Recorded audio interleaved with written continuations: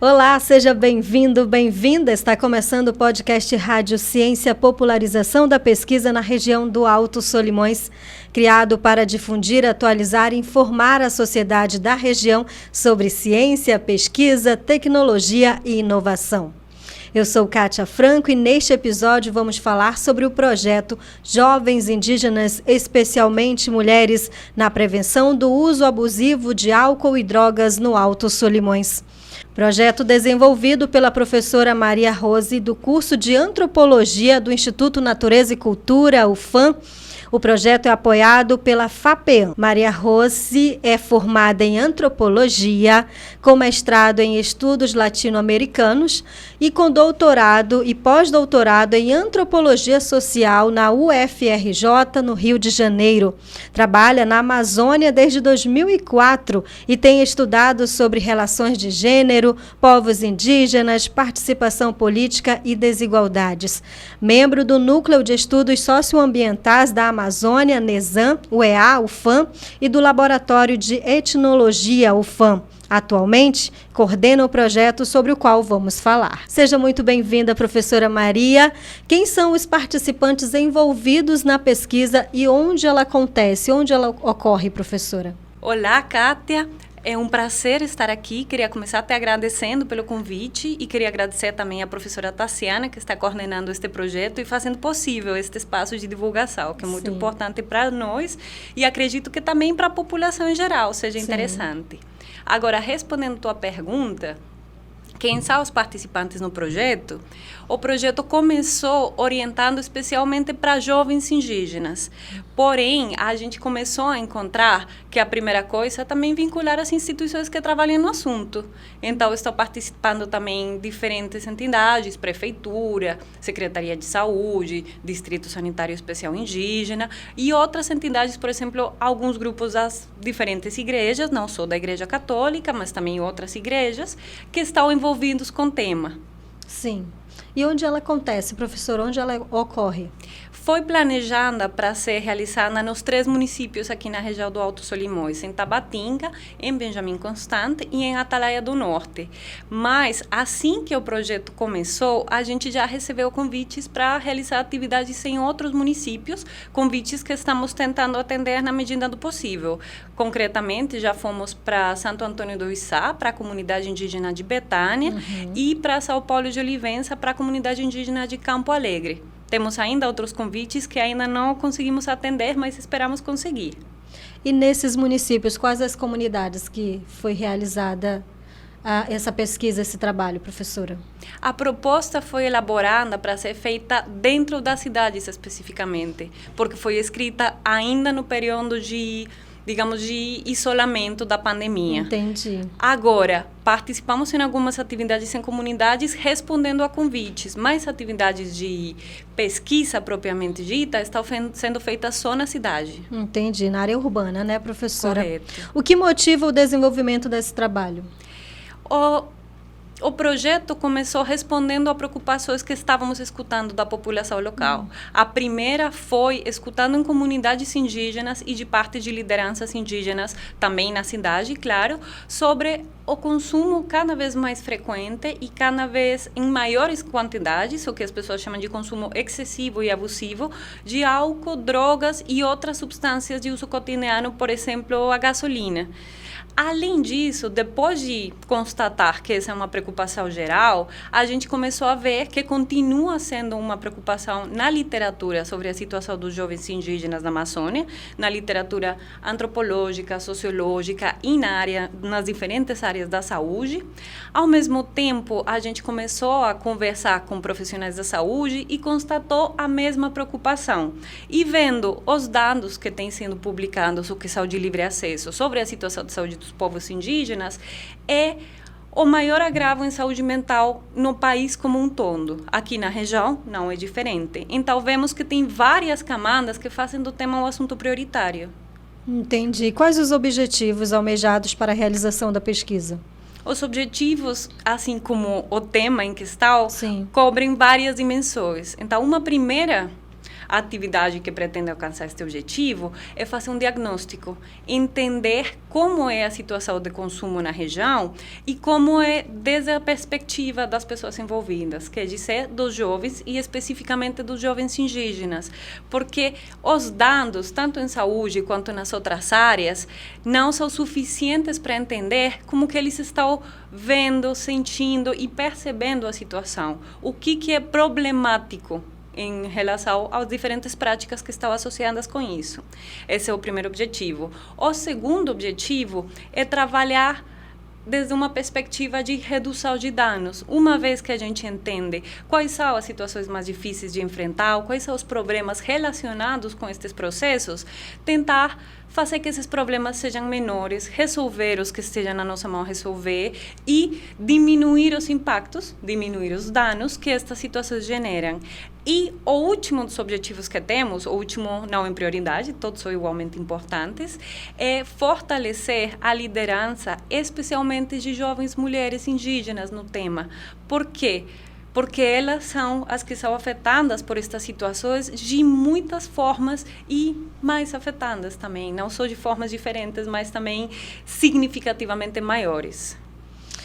Como está sendo desenvolvida a pesquisa? A pesquisa está trabalhando em várias frentes. Primeiro, a outra pessoa está trabalhando comigo, o nome dela é Itaciara Ramos, que ela é bolsista e ela está apoiando todas essas atividades. Mas, além disso, a gente começou vinculando estudantes da UFAM, do INC, primeiro num levantamento do que já tem sido pesquisando aqui, porque tem muitos trabalhos de TCC feitos por jovens da região e muitos deles jovens indígenas, inclusive, que tratam sobre o tema. Então, a primeira etapa foi fazer esse levantamento nas bibliotecas das duas instituições, da UEA e da UFAM. Depois disso, e também em paralelo, para ser sincera, a gente começou um trabalho de levantamento de informações com as entidades públicas relacionadas com o tema, especificamente as prefeituras, as secretarias de saúde municipais e os distritos sanitários especiais indígenas. Entendi. A gente tem encontrado muita receptividade, mas, ao mesmo tempo, muita preocupação de parte de todas estas instituições. Depois disso, estamos em processo de uma revisão de literatura de pesquisa sobre o tema. E a gente tem encontrado que não tem muitas pesquisas recentes ao respeito. A maioria das coisas tem mais de 10 anos, o que é significativo para a gente começar a preencher essa lacuna. As outras atividades têm a ver com trabalhar diretamente com jovens. Então, são oficinas de reflexão. A gente fez uma proposta de 3 tipos de oficinas. Estamos, em este momento, no primeiro tipo, que são as oficinas de reflexão e diagnóstico, para ver qual é a perspectiva dos jovens frente a este assunto, quais são as suas preocupações, quais são os seus desejos, seus problemas, de que eles estão querendo refletir com relação a este tema. Uma segunda etapa de oficinas vai ser para identificar conjuntamente quais são os temas ou os tipos de atividades em que eles creem que seria positivo trabalhar juntos. E a terceira etapa de oficinas será para apoiar esse tipo de atividades, para tentar fortalecer iniciativas e processos entre jovens que ajudem a lidar com estas situações. Quais as expectativas quanto aos futuros resultados? A gente está com muitas expectativas e aí você toca num ponto que tem sido muito motivante e, ao mesmo tempo, preocupante. A preocupação de todo mundo continua sendo muito grande. Em todos os lugares que a gente tem ido solicitar informação ou fazer alguma atividade, a gente encontra uma grande expectativa para ajudar a resolver a situação. Então, como que a gente acredita que pode contribuir para isto? O diagnóstico e a divulgação dos resultados desse diagnóstico são uma das primeiras expectativas, e a segunda está completamente ligada com o fortalecimento da liderança de jovens e o fortalecimento do lugar das jovens mulheres para enfrentar as situações que estão vivenciando com relação a isso. E eu acredito que uma outra expectativa que foi surgindo ao longo do caminho está nas parcerias que estão sendo construídas, porque temos encontrado muitas pessoas trabalhando de formas diferentes, com ferramentas, objetivos e abordagens distintas, e todo mundo está querendo somar forças, que eu acho que isso será, sem dúvida, muito positivo. Professora, a senhora falou que parte importante, integrante desse trabalho são as mulheres, né? Mulheres indígenas. Qual seria a proposta de trabalhar com elas, para conhecer a sua realidade, conhecer onde os motivos aqui levam, né, a ter casos de álcool, né, de drogas nas suas casas, em suas famílias? Como seria feito esse trabalho? A gente está abordando isso desde várias perspectivas. A primeira delas, muito relacionada com a abordagem da FAPEAM neste processo de apoio, é que as participantes diretas no processo estão sendo maioritariamente mulheres. Isso significa que elas estão sendo capacitadas não só no tema, mas nas diferentes ferramentas de trabalho em processos sociais. Aí a gente está dando um apoio nesse sentido. Mas também estamos prestando muita atenção a de que formas elas se veem afetadas por isto. E a gente está constatando com muita frequência que os impactos são maiores e tem alguns impactos mais duros nelas, por assim dizer. Tem várias formas de violência que ficam especificamente nas mulheres nestes casos. Então, a gente quer fortalecer as ferramentas que elas têm para prevenir essa violência e para cuidar umas das outras quando a violência já aconteceu.